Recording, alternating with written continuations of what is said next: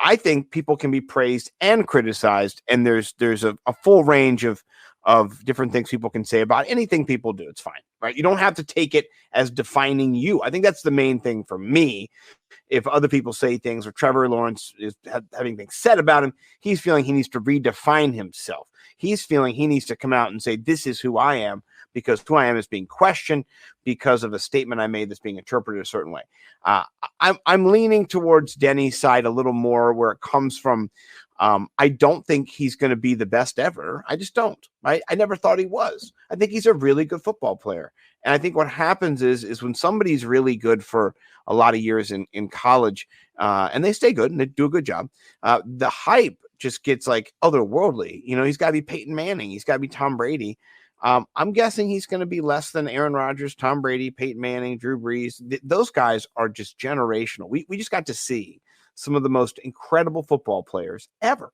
And the next generation is going to be good, but they're not going to be as good, I don't think, as Tom Brady and the crew that he ran with for that 20 years it was in the NFL. I think it was a golden era. And I think it's a new era now with mobile quarterbacks.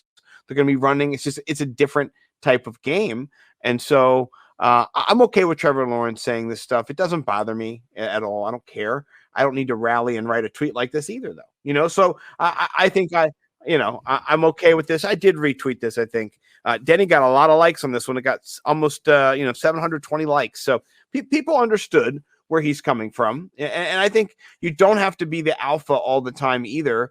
I think Russell Wilson shows that. He's an alpha, but he's not a jerk. He's always encouraging people. He's always, being a positive role model and a positive person out there on the team. You can just see even when he gets frustrated. So maybe Trevor Lawrence is in that vein, but maybe he just needs to learn how to be vocal in the NFL and kind of stand up for himself and be assertive and aggressive in those contexts to show he's out there in it to win it. Maybe that's it. Maybe that's the criticism, that he's going to have to kind of prove it. And it's not as come as easy as it was in college. So, I think that's kind of, my thought on that. So I'm on your side too. I understand.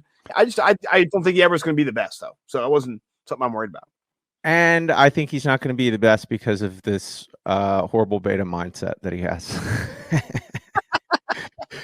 Yeah, I get why this really struck a chord with everyone.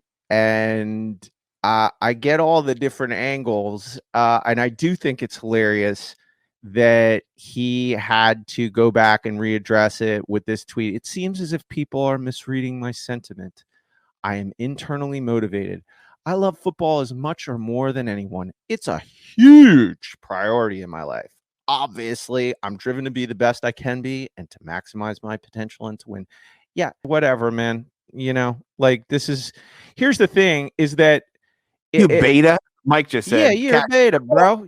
Beta, bro. That's more beta talk. That's just more beta talk. That's just you just doing what your agent told you to do. Just doing beta type stuff, And yeah, Russell Wilson. Yeah, guess how many Super Bowls he has? Not one. He's not Tom Brady. Yeah, this is the thing. But also, can we say that there is only going to be one Tom Brady? Like, that's what I don't think people understand, is that I know we measure everybody against other people and greatness against other people, but there's never going to be another Tom Brady, because Trevor Lawrence is the first pick in the draft. He doesn't have a big chip. Tom Brady was way back in the 6th round. So there's just a different, there's a milieu, different context, different situations.